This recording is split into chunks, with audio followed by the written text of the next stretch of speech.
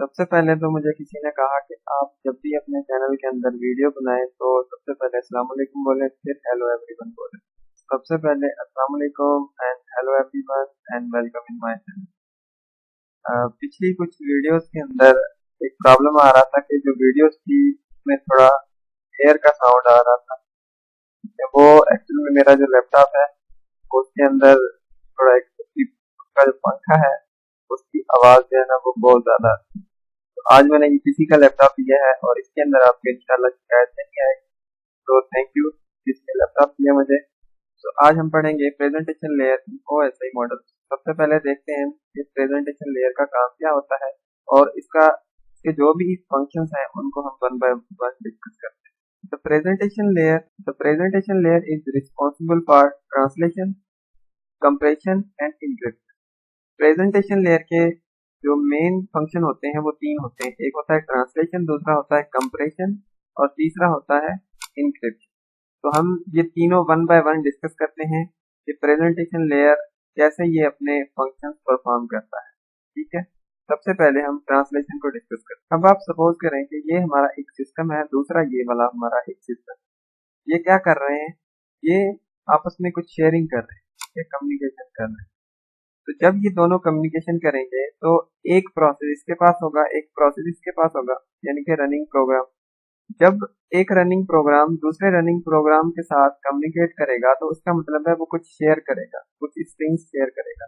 और जो वो स्ट्रिंग्स शेयर करेगा वो हमेशा बिट स्ट्रिंग में कन्वर्ट होनी चाहिए, यानी कि बिट्स में कन्वर्ट होनी चाहिए। ठीक है, ये तो चीज आपको क्लियर होनी चाहिए कि रनिंग प्रोसेसेस या रनिंग प्रोग्राम जब आपस में कम्युनिकेट करते हैं तो वो डिफरेंट चीजें शेयर करते हैं और जो वो चीजें शेयर करते हैं वो बिट्स में कन्वर्ट होनी चाहिए। इसका ये मतलब है कि अगर ये वाला सिस्टम कोई चीज इस सिस्टम को सेंड कर रहा है तो इसके पास कोई भी एक पैकेट है, कुछ भी चीज है, वो इसके पास जाने से पहले बिट स्ट्रीम में कन्वर्ट होगी, फिर इसके पास जाएगी। ठीक है, ऐसे ही कोई और भी सिस्टम है, यहाँ पे मैं कह देता हूँ कि एक और सिस्टम। ठीक है, अब ये कोई चीज इसको सेंड कर रहा है तो इसकी जो इंफॉर्मेशन है वो भी बिट स्ट्रीम में कन्वर्ट होगी, फिर इस सिस्टम के पास जाएगी। ठीक है, अब क्या प्रॉब्लम क्या है कि देखें हमारे पास काफी सारे सिस्टम है। मैं कह देता हूँ ये हमारे सिस्टम है काफी सारे। अब हर सिस्टम का इनकोडिंग सिस्टम अलग अलग है। ठीक है, यानी कि इसका इनकोडिंग सिस्टम अलग होगा, इसका अलग होगा, इसका अलग होगा और इस सिस्टम का अलग होगा। तो अब जब ये इनके सिस्टम जो इनकोडिंग सिस्टम है वो अलग अलग है तो ये कॉमन फॉर्मेट में चेंज होने चाहिए। ठीक है, ताकि वो आगे ट्रांसफर हो पाए। ठीक है, यानी कि उनके बिट स्ट्रीम बन पाए। तो प्रेजेंटेशन लेयर क्या करता है कि जो सेंडर हमारे होते हैं, ठीक है, उनके इनकोडिंग सिस्टम को कॉमन फॉर्मेट में चेंज करता है। ठीक है, पहला काम इसका ये होता है, इसी को हम ट्रांसलेशन बोलते हैं कि वो जो भी सेंडिंग सिस्टम्स होते हैं हमारे, उनके फॉर्मेट को, यानी कि उनके डिफरेंट फॉर्मेट है इनकोडिंग के, उन फॉर्मेट्स को वो कॉमन फॉर्मेट में चेंज करता है। अब आप इसकी डेफिनेशन देखें, the presentation layer at the centre changes the information from its sender dependent format into common format. अब देखें सेंडर डिपेंडेंट फॉर्मेट जो होता है हमारा, यानी कि सेंडर का अलग फॉर्मेट है, उसको वो क्या करेगा, कॉमन फॉर्मेट के अंदर चेंज करेगा प्रेजेंटेशन लेयर। ठीक है, थ्रू ट्रांसलेशन की सूरत में। ठीक है, अब देखें यहाँ से एक डेटा जो है ना वो क्या है, कहाँ पे, इस सिस्टम। तो इस फॉर्मेट से, यानी कि इनकोडिंग वाले फॉर्मेट से वो डेटा क्या हुआ, चेंज हुआ हमारा कॉमन फॉर्मेट के अंदर। तो यहाँ पे हमारा जो डेटा आया, सपोज करें कि वो हमारा कॉमन फॉर्मेट हो। अब ये जो कॉमन फॉर्मेट है हमारा, इस कॉमन फॉर्मेट को दोबारा रिसीविंग फॉर्मेट में चेंज होना चाहिए। यानी कि ये जो हमारा सिस्टम है इसका फॉर्मेट अलग होगा, इसको हम सिंपली नाम दे सकते हैं कि ये रिसीविंग फॉर्मेट हो गया। ठीक है, तो अब ये जो डेटा है हमारा कॉमन फॉर्मेट वाला, यहाँ पे हमारा सेंटर फॉर्मेट था, ये भी लिखते हैं सेंटर फॉर्मेट। ये डेटा हमारा सेंटर फॉर्मेट वाला था। ठीक है, जो तब्दील हुआ कॉमन फॉर्मेट के अंदर। अब कॉमन फॉर्मेट में जब वो तब्दील हुआ तो जब वो रिसीविंग एंड पे जाएगा, यानी कि वो डिवाइस जिसके पास वो पहुंचेगा डेटा, तो वो रिसीविंग फॉर्मेट में चेंज हो जाएगा। तो वो भी कौन करता है, वो भी हमारा प्रेजेंटेशन लेयर करता है। ठीक है, यानी कि ट्रांसलेशन के थ्रू। ट्रांसलेशन का मतलब ही ये होता है कि वो सेंडर फॉर्मेट को कॉमन फॉर्मेट के अंदर तब्दील करे। जब वो कॉमन फॉर्मेट के अंदर आ गया उसके बाद वो डिफरेंट डिवाइसेस के पास जाएगा, ठीक है, यानी कि जिस जिसको जरूरत है या जो डेस्टिनेशन है। तो जब वो डेस्टिनेशन पे जाएगा तो वो कॉमन फॉर्मेट से उस डेस्टिनेशन फॉर्मेट में तब्दील होना चाहिए, ठीक है। तो ये काम हमारा होता है प्रेजेंटेशन लेयर। उसके बाद आता है हमारा डेटा कंप्रेशन। कंप्रेशन का मतलब होता है कि डेटा की साइज को रिड्यूस करना। वो आपकी वीडियो हो सकती है, टेक्स्ट हो सकता है, ठीक है, इमेज हो सकती है, ठीक है, उसकी साइज को रिड्यूस करना ताकि वो स्टोरेज स्पेस कम ले, ठीक है ना, इसको हम कहते हैं कंप्रेशन।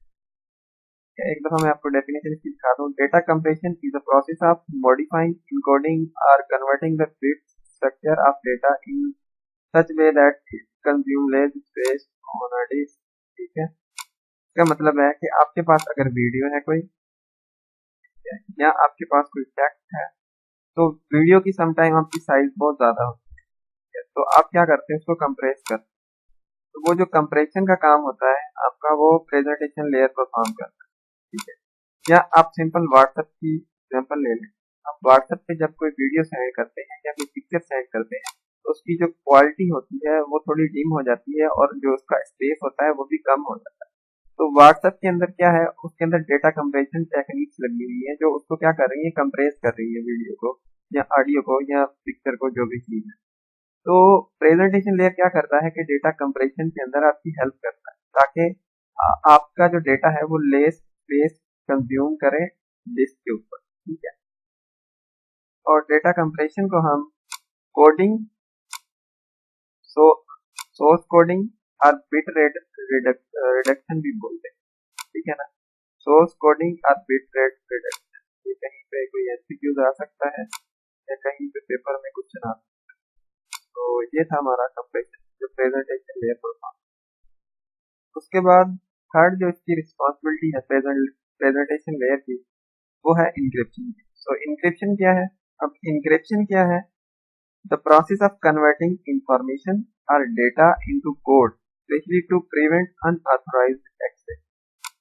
अब क्या होता है, अब देखें, एक सेंडर है, एक रिसीवर है। अगर सेंडर कोई डेटा सेंड कर रहा है रिसीवर, सपोज उसके पास कोई टेक्स्ट, मैं कह देता हूँ हेलो। अब ये जो हेलो टेक्स्ट है ये आपकी कोई प्राइवेसी है, ठीक है, जो आप किसी को शो नहीं कराना चाहते। अमूमन आपका जो भी डेटा होता है वो प्राइवेट होता है, यानी कि आपकी प्राइवेसी होती है, तो वो उस प्राइवेसी को कोई अनऑथराइज्ड एक्सेस ना कर पाए। सपोज करें ये एक बंदा है जो अनऑथराइज्ड है, जिसको कोई एक्सेस नहीं है कि वो आपके डेटा को एक्सेस कर पाए।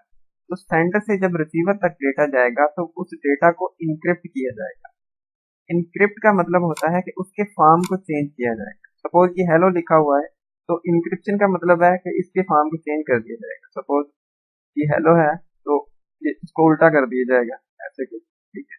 अब ये उल्टा हो गया, तो अब ये जो थर्ड बंदा है इस चीज को रीड नहीं कर पाएगा। और जब ये इनक्रिप्ट होगा तो इसके साथ एक इसकी की होती है, ठीक है, जो की सिर्फ और सिर्फ रिसीवर को या डेस्टिनेशन वाले को मालूम होती है। जब ये जो आपका टेक्स्ट है, ठीक है, ये जाएगा रिसीवर के पास। अब ये भी इसको पढ़ नहीं पाएगा, नहीं पढ़ पाएगा ना, इसको क्या पता कि ये क्या लिखा हुआ है। तो फिर क्या होगा कि इसके साथ इसके पास एक की होगी। जब वो की लगाएगा तो ये टेक्स्ट उसको सही से दिखाई देगा, ठीक है। तो जब वो रिसीविंग एंड के पास जाएगा तो वो डेटा दोबारा डिक्रिप्ट होगा। ये हमारी है इंक्रिप्शन। इंक्रिप्शन का मतलब है कि ये वाला हेलो आपका किसी और फॉर्म के अंदर कन्वर्ट हो गया, किसी कोड के अंदर कन्वर्ट हो गया। जब ये डेटा यहाँ से होता हुआ रिसीवर के पास जाएगा तो ये इस डेटा को दोबारा उसी फॉर्म में आना चाहिए जिस फॉर्म में वो पहले था। तो जब हम उसी फॉर्म में इसको लेके आएंगे तो उसको हम कहते हैं डिक्रिप्शन, ठीक है।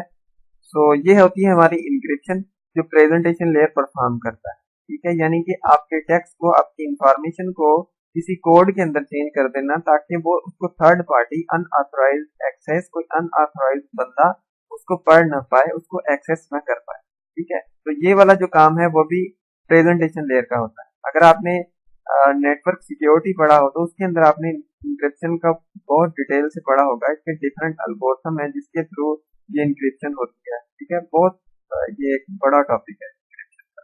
ठीक है, so thank you for watching this video. अगर आपको इसके अंदर कहीं पे कोई कंफ्यूजन हो तो आप कमेंट कर सकते हैं, मेल कर सकते हैं, मुझे मैसेज कर सकते हैं। So thank you for watching.